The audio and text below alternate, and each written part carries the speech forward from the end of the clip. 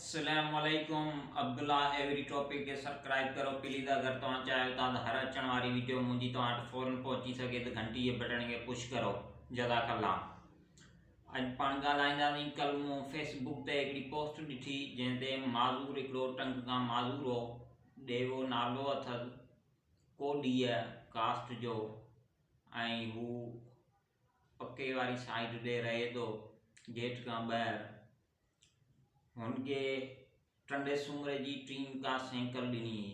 बहरहाल सैंकल ॾिनी, पर कंहिंखे बि केर बि कंहिंखे कुझु ॾे त मुंहिंजो इन सां इहो ई पहिरीं ॻाल्हि त ॾे त लुकाए ॾे, ॾेखारे ई न।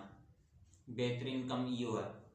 अगरि जे हू ॾेखारे थो ॾे त पोइ हू हुनजा सभु ओसे पासे वारनि खां पुछे त हिनजा रूल, हिनजा फेल, हिनजा छा आमदनीअ किथां थी अचे, किथां थो वञे, सॼो हुनखां मालूमात वठे पोइ हुनखे ॾे। बराए महिरबानी।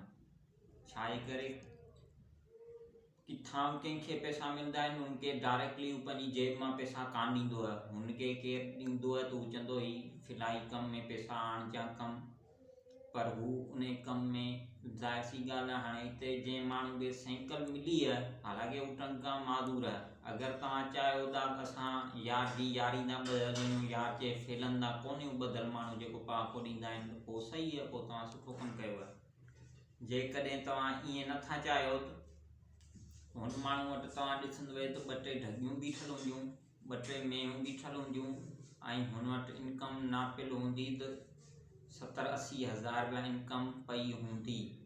इहो आउं यकीनन चई थो सघां। ऐं हुनजो भाउ वटि दुकान बि आहे। मुंहिंजो चवण जो मक़सदु इहो, ऐं हुनजो जेको कारोबार आहे सो मूं तव्हांजे कमेंट में चई छॾियो आहे, इन करे यूट्यूब ते आउं कोन थो चई सघां। ज़ाहिर सी ॻाल्हि आहे, सुभाणे कंहिंजी लाइफ जो सुवालु आहे, इन करे यूट्यूब ते आउं उहो कोन थो चई सघां कहिड़ो धंधो आहे हुनजो, छोकी सम्झण वारे लाइ इशारो ई काफ़ी आहे। ऐं हुन सॼो माल इन कम मां ई ठाहियो आहे।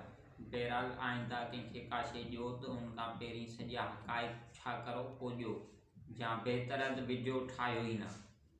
ज़ाहिर सी ॻाल्हि आहे, वीडियो तव्हां ठाहींदा हूंदव, अॻे माण्हू खे तव्हां ॿुधाईंदा हूंदव त असां ही ॾिसो तव्हां जी अमानत ॾियूं पिया, पर ॾियो पिया छा, तव्हां सही जॻह ते ॾियो पिया। हू माण्हू उन शइ जो ज़रूरतमंद आहे, हू अहिड़ियूं सैंकड़ूं तव्हांखे बि वठी ॾी थो सघे, एतिरी हुन वटि गुंजाइश आहे। बहरहाल इहो किसो हिते ई पाण रफ़ा दफ़ा था करूं। वधीक तव्हांजो मामिलो आहे, तव्हां ॼाणो, तव्हांजो कमु ॼाणे, मुंहिंजो कमु तव्हांखे ॿुधाइणु। छाजे करे आउं हुनखे चङी तरह सुञाणा, हू मुंहिंजे ई पासे रहे थो, हिन पासे मुंहिंजी पंहिंजी ॿनी आहे, इन करे जेतिरो आउं हुनखे सुञाणंदो न, शायदि तव्हां न सुञाणंदा हुजो। ॿी ॻाल्हि इहा आहे जो मूं अर्ज़ु कयो हो कुझु ॾींहं पहिरीं त असांजे चौक में मां 3 रोड पिया निकिरनि, हिकिड़ो वाह जे पासां पियो अचे, ॿियो हितां साम्हूं पियो अचे, टियों घारे वारे पासां पियो अचे।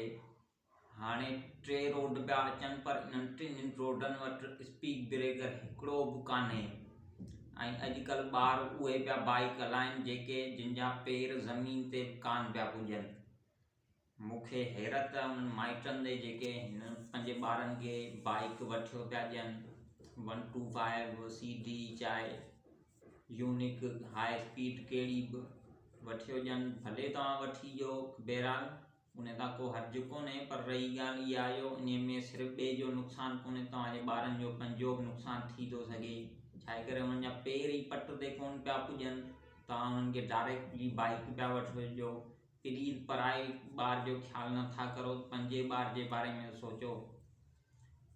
जज़ाकल्ला। सब्सक्राइब करो अब्दुल्ला एवरी टॉपिक के हर अचण वारी वीडियो ताकि मुंहिंजी तव्हां वटि फ़ौरन पहुची सघे। अल्लाह हाफ़िज़।